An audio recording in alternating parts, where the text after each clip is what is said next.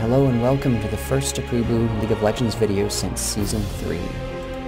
I have been taking a little bit of time off because I wanted to give everyone else a time to learn Season 3, because when people who think they're good are learning something and they aren't as good as they think they're supposed to be, they rage at everything and everyone. And so I played a few games the first week and I was like, yeah, I'm not going to do this for a while.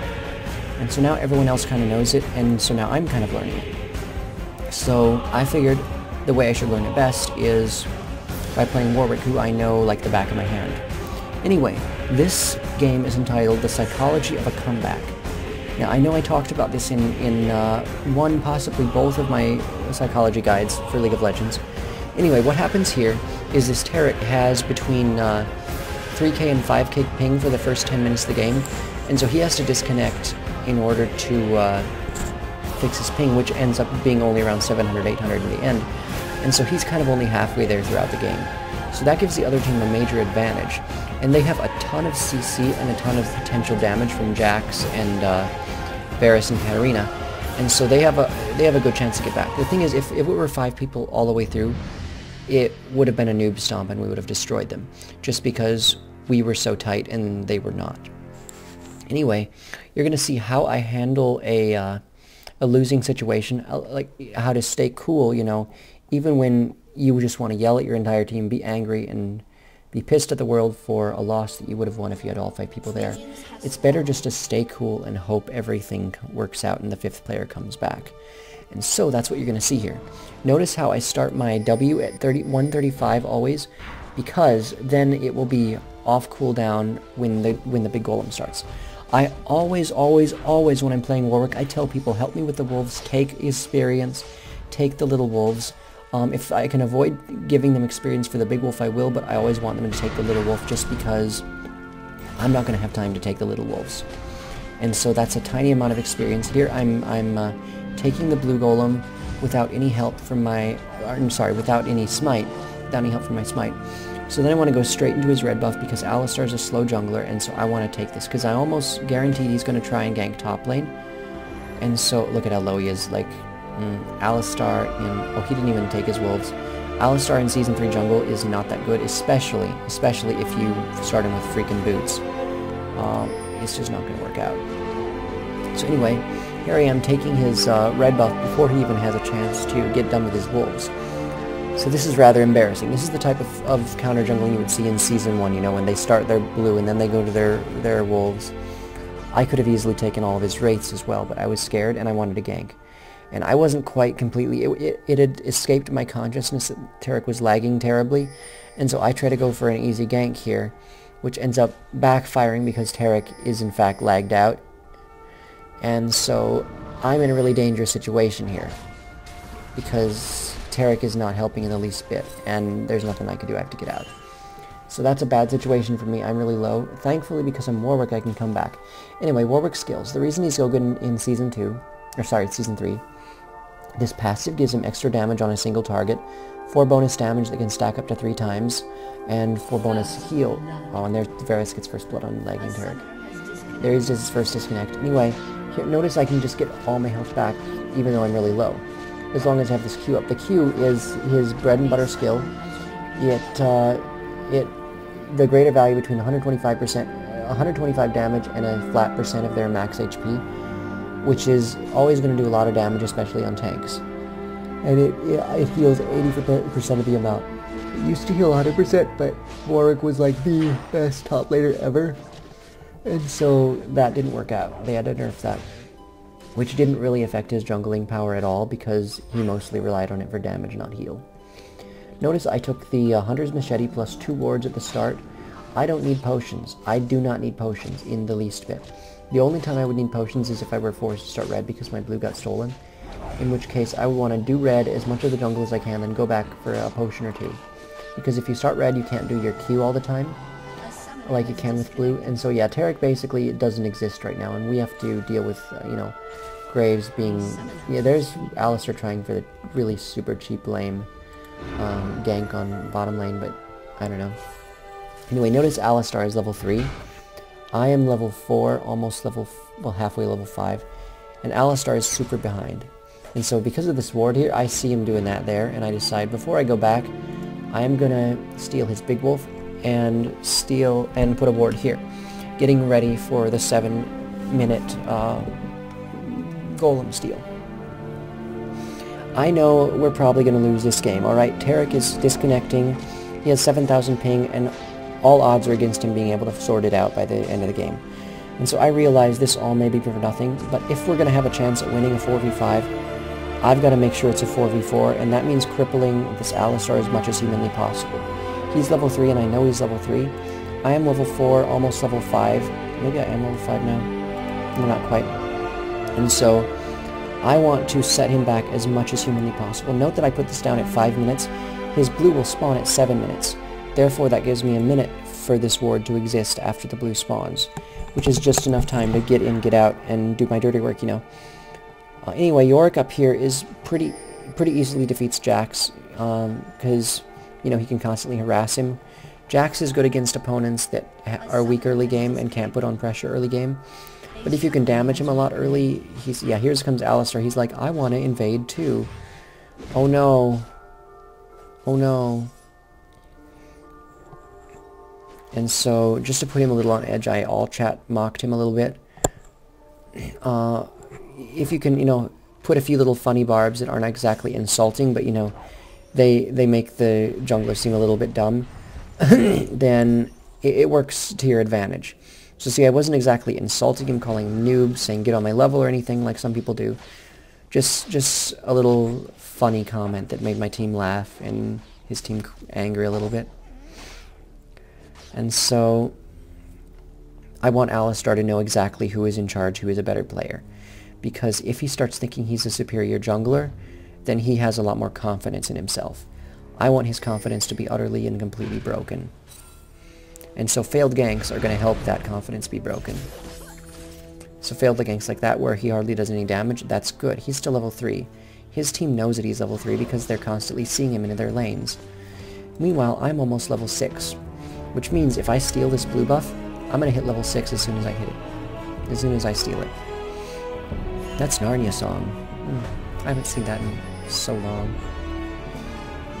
The first movie was very good, but I don't know how I feel about the second and the third ones. The books are, of course, better, but here comes Alistar just in time. So I have to back off, make him feel like he has the advantage because he knows everything. He doesn't realize Morgana's coming, and he doesn't realize there's a ward. So he decides he's going to be aggressive and chase me down, even though I could have easily 1v1'd him. And so now we have a distinct advantage against Alistar, and a distinct advantage against the other team, despite the fact that, you know, our Tarek is disconnecting. So here's Katarina. She is not content to leave it be. She wants kills. And so she's gonna end up 2v3ing. And she did end up catching me off guard here, so I'm in a bit of trouble, and there's Jax coming in too. And so I ult Katarina to stop her ultimate, which is kind of what I want to do all game. And Jax ignited me, and here's my double. So I get a kill on, or no, get a kill, I get an assist. And so we end up getting 2 for 2 there, and a blue buff on Morgana, and Alistar does not have a blue buff. Which means, you know, Alistar struggles so much with mana in his jungle. Like, that's the big reason I don't like to jungle with him, because his mana costs are obscene for a very small amount of damage. Whereas, you know, Warwick, he costs, let me get on that picture. Warwick, for 35 mana, I have much faster attack speed, 40% attack speed on myself, so that's a huge boost for only 35 mana, whereas Alistar gets 2 small bursts for, you know, 80 and 90 mana or whatever. My big burst costs 90 mana, but it's better used against champions than against monsters anyway. Anyway, here's them pushing way too far up beyond the tower, and that's kind of a mistake. Tarek can't do anything about it, of course, but yeah, his team is telling him, get back, get back. But here comes Morgana to clean up the mess. Look at this. Morgana is so good. So good. Look at that beauty. And so she gets a double kill, and that is exactly what we need too. A very strong, tanky Morgana that can do a lot of damage. So because she stole the blue buff from me when I died, I get my own blue buff, and so that's more experience. I would much rather take their blue buff, die, give their blue buff to our mid, and then take my blue buff, because that's all my experience and that's all my gold. You know, because then it's a trade for trade gold. Morgana gets more fed, and Morgana gets a blue, and I get a blue. You know, it's all in our advantage. The big thing is you want the golden experience from the buffs to go to you. Anyway, we're in a pretty good situation here. It's 3-5. We feel pretty confident. I think we can maybe 4v5 this. Look at Alistar. He hasn't even hit level 6 yet. So I decide I'm going to try 1v1 him just to see how well I can do. And I did pretty decently. So I just want him to know I am in charge of this. You cannot fight me, Alistar. I will dive you under the tower, and you will die if I want you to.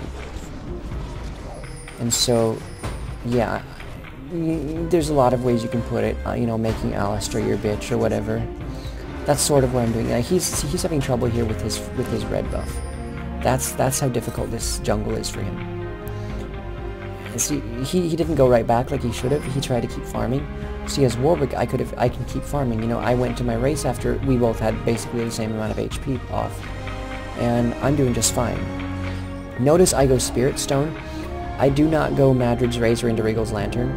Regal's Lantern is something you should only get if you cannot sustain any other way. If this regen is not enough to sustain you, get the Regal's Lantern. Otherwise, it's an enormous money sink for very little gain. Like, Olaf can do it because he profits immensely from the lifesteal. Nocturne, maybe he profits a good deal from the lifesteal, but I would just as soon go Spirit of the Ancient Golem on Nocturne, because, you know, be tanky. It's your choice for Nocturne if you want Ancient Golem or Wriggles. Anyway, I go Ancient Golem on Warwick. You can also potentially go Spirit of the Wraith, or not the Wraith, the Lizard, but I found it to be too squishy. But it will proc on his ultimate, so that's why it's a potential build. It's just, he's too squishy. If you go for all the procs, you're going to be squishy. And so I go Ancient Golem because then it gives me decent damage against monsters.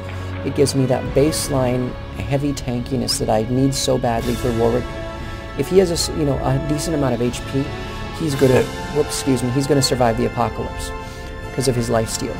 And so after you get a decent amount of HP, then you can start taking it offensively if you need to, or more defensively if you just need a hard tank. Because it's a 4v5, I choose to go more offensively because we need that extra damage. I need to be a tank, a carry, you know, everything. That's kind of how I play jungle. I'll play something only if it can do everything. I don't like Maokai because he can't carry very easily. Well, he can carry, but not as a jungler. Mid Maokai should be a thing. It's very strong and it can carry. But jungle Maokai cannot, and so I don't play that. Nocturne, when I try to be carry mode, I find it too squishy because he doesn't have any passive steroids.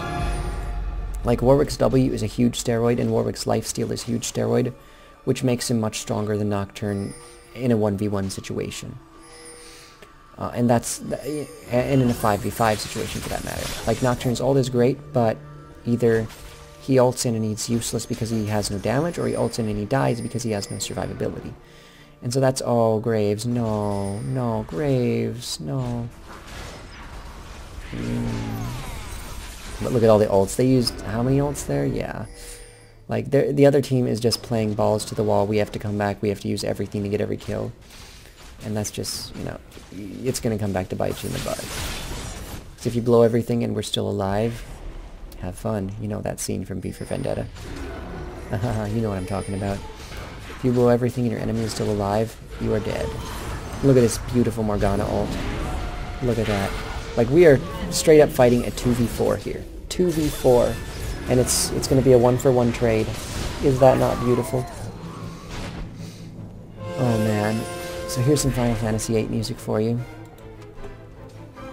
Notice Graves has... Yeah, you see, I'm making fun of them for going all out in a 4v5. You know, they're going balls to the wall. We better always team up. We better go for the dragons. Do everything we can to secure this victory versus an inferior foe. And so I just kind of make fun of them a little bit, pretend I'm angry, and sit back and just wait for the comeback. Or hope for the comeback, rather.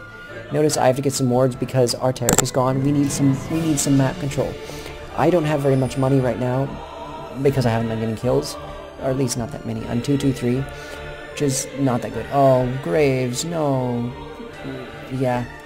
Graves, I was not a fan of him that much. He could have slid through there too, actually. He tended to get caught out of position a little bit. This Yorick, I was a huge fan of Yorick. He was freaking awesome.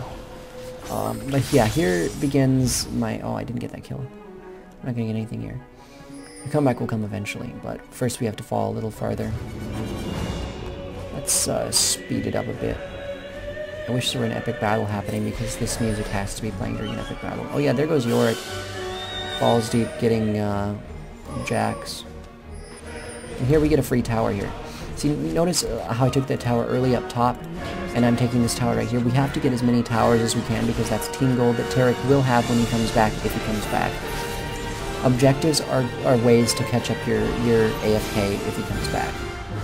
And so I want him to have as much as he possibly can. Because he had to restart his computer. I told him, restart your computer, restart your router, and see what happens. And so that's usually, if someone's lagging horribly, reconnecting, disconnecting, tell them to disconnect their router, plug it in again, reset the whole thing, reset their computer, and see what happens. Because usually that will fix almost everything.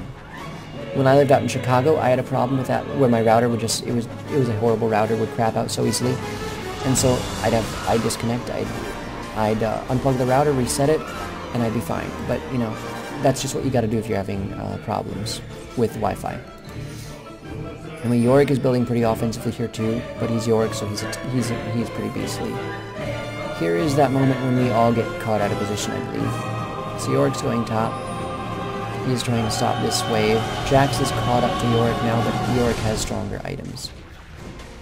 Anyway, here comes everybody for Yorick. Yeah, look at them just trying as hard as they can. We gotta work as a team, guys.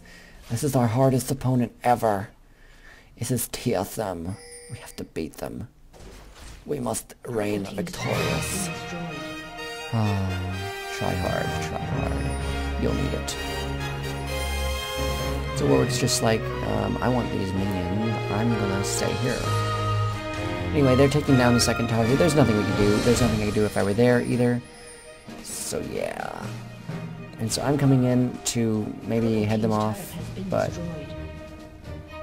yeah, here they all come for me. They want to take out my red golem.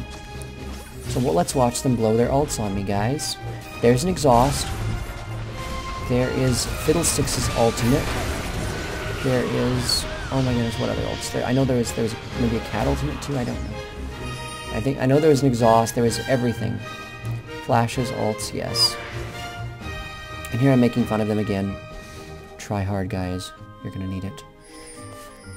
And at this point it looks like we could definitely lose the game. We need a miracle. And so we're gonna speed up a little bit. Morgana has Azonia's Hourglass. Yeah, and right after I say, I mean, we might come back. We start fighting them, and... Oh wait, he's gonna die again. Here comes Warwick to clean up, because Warwick is the best at cleaning up. Please, like, get back, this guy's too powerful. His power is over 9,000. Uh-oh, catch him. He got Fiddlesticks, we better turn around. Oh no, you cannot stop the wolf man. So here I'm starting to get fed, which is exactly what I need to happen. I tried to get away from that summit, it didn't work out. But I have my flash still available, and so I was just like, no, we're not going to let you run any farther, I'm going to kill you now. We didn't manage to get Katarina, but I got 2 kills, which was exactly what I needed. And now, Spirit of the Ancient Golem, this allows you to get your Ninja Tabby instead of Merc Treads, because basically you're getting Merc Treads for the Tenacity. This is the best item in the world because it gives Tenacity. That is why I love Spirit of the Ancient Golem, because Tenacity, pure tankiness, you know, the HP and everything. Look, he hasn't even done his wolves yet since I took it. Like, how sad is that? Just saying, Warwick, I think you'd do the same if you were on the other side. Nah, I would have won it by now. Your Alistar deserves nothing. Yes. Oh, sometimes I'm a jerk. And so anyway, I don't know what this music is from.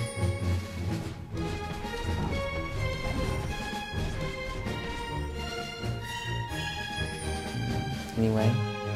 Uh-oh, Katarina is coming. What are we gonna do, guys? They're 2 versus us 3. So notice I ended Katarina's ultimate again, and Katarina's just gone. Warwick shut her down, which is, I wanted that kill so incredibly badly. Like, honestly, I needed that kill more than anybody, because I'm doing the carrying and the tanking. And so, Graves was nice enough to weaken him just enough that I could get the kill. I'm on a rampage now. Again, exactly what I need. I want them to fear me so badly that if I go into a fight, they run. Yeah, now Tarek has joined us again, which is wonderful. And so they think, let's target Tarek, he's the weak lane. So here begins the comeback. We still have to be very careful, but now what my team wants to do is, no, oh wait, no, that's too far. I'm thinking too far ahead. Right now we don't exactly know what we want to do, and I have to guide them a little bit. Like, don't tell them what to do, just say, go here, do this, and they'll figure it out from there. So here's Alistar. Once again, I'm just gauging his power. I want to see how much I can damage him. See, I know they're taking Dragon. I have no doubts about that right now. No doubts whatsoever. Let them get their Dragon and think they're superior. We'll come back.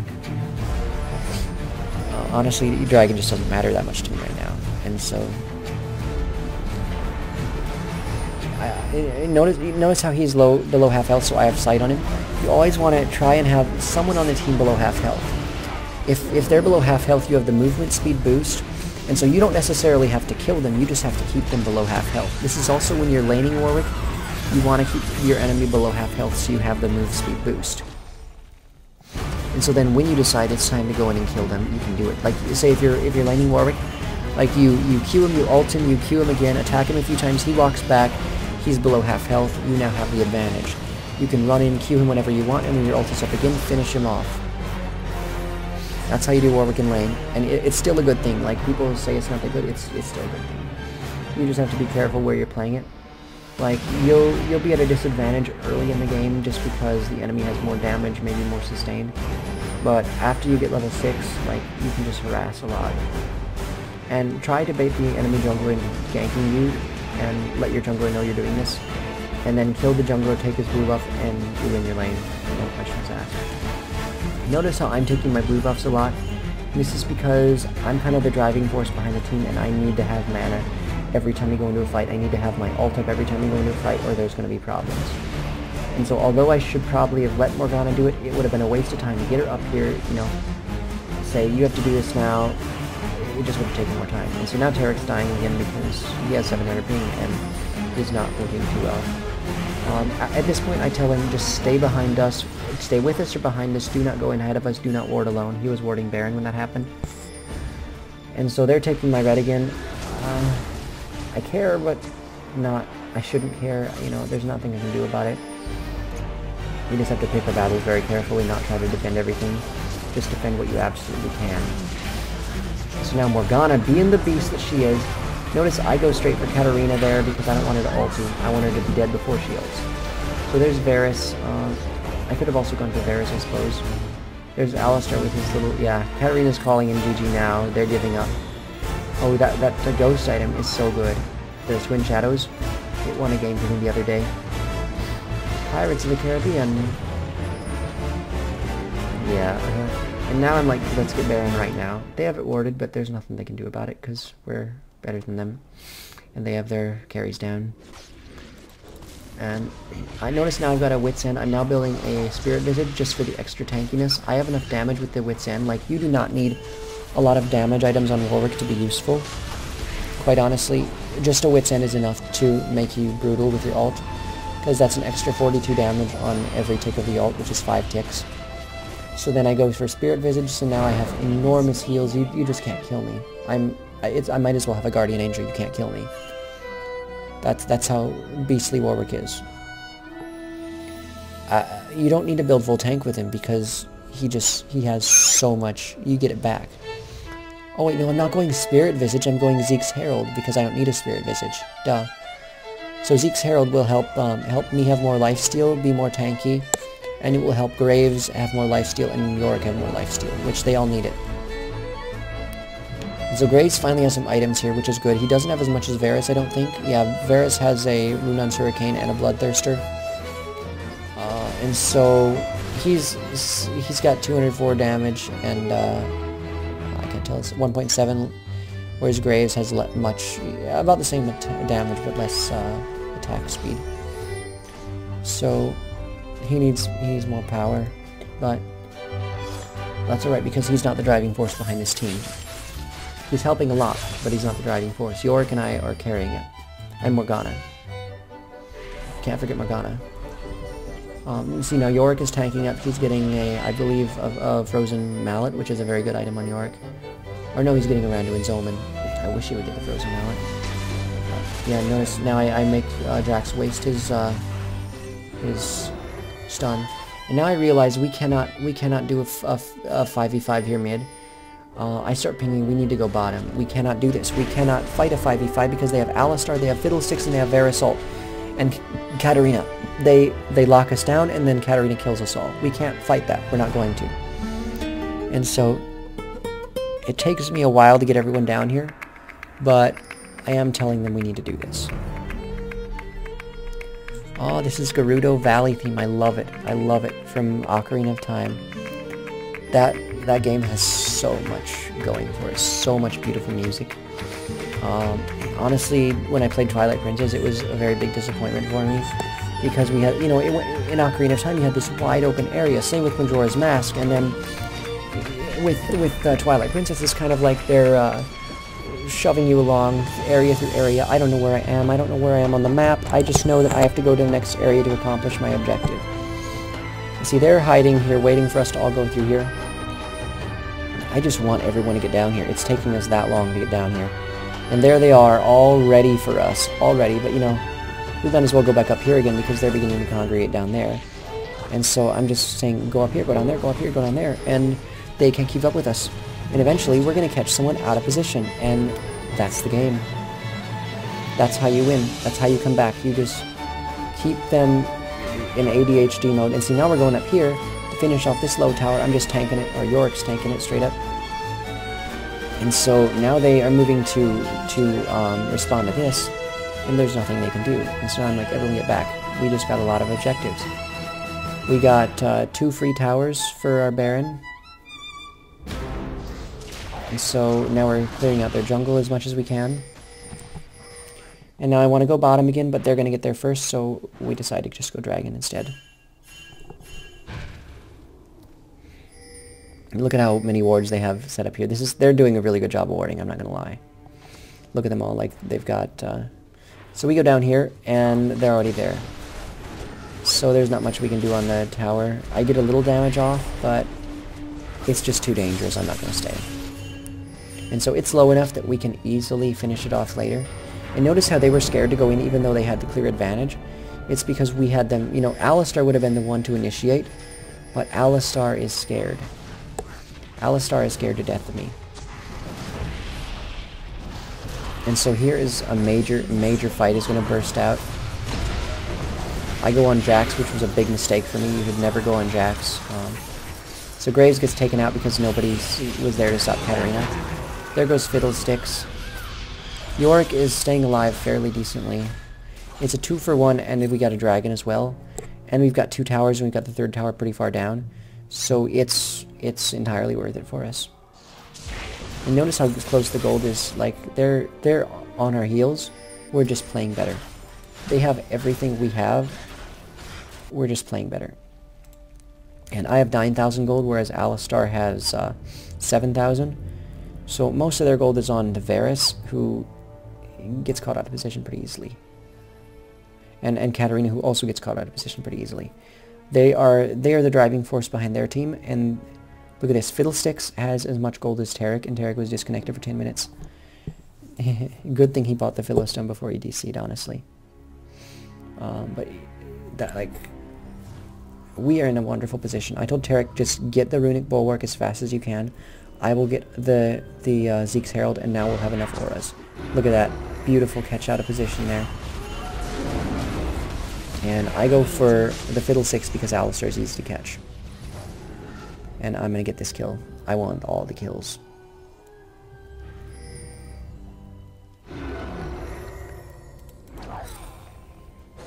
He probably should have popped me up there, but he didn't. He didn't have the mana for it. So now I'm godlike. That's pretty cool. I like that. It's been a while since I've gotten godlike on any champion, honestly. Outside of ARAMs, of course. So we're tanking this a little bit. Not going to work out so good. And now I'm building a black cleaver because I hear it's overpowered. Another option is Blade of the Ruined King. I did not go Blade of the Ruined King simply because I had a Zeke's Herald for the lifesteal already, and I thought it would be redundant to get that much lifesteal on Ulrich. I would rather not. Plus Black Cleaver gives me a slight bit more HP. And so this playing around in the mid here is very dangerous because they have the same amount of gold as us. If we screw up in the slightest bit, it's over. And so we have to keep them moving. We have to keep them out of position. This is the whole formation thing I'm talking about. You have to keep their formation at 0. So I'm tanking the crap out of this here and just daring them to come in and fight us. They come in and fight us, and Morgana's shield protects me. And here comes the fight of the century, which we end up... It's a ridiculous trade, I think. We might end up with just 5 for 4. Yeah, it's a 5 for 4. Usually that's what happens, you know, you fight under a tower and all of a sudden, boom. It can go either way. This entire game, right at this point, could go either way. They could still win if they got their act together. It's just, they, like, at the end of the game, they were raging about how nobody would follow the pings, nobody would follow directions. Whereas my team, Yorick and I were exhibiting enormous leadership. I would say, go here, Yorick would follow, and everyone else would run to keep up with Yorick. And so that's all I needed. Oh, he did go Frozen Mallet. Wonderful. This guy's brilliant.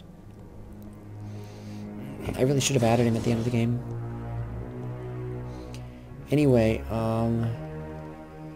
yeah, Morgana has beastly levels of AP now. We've got basically everything going for us.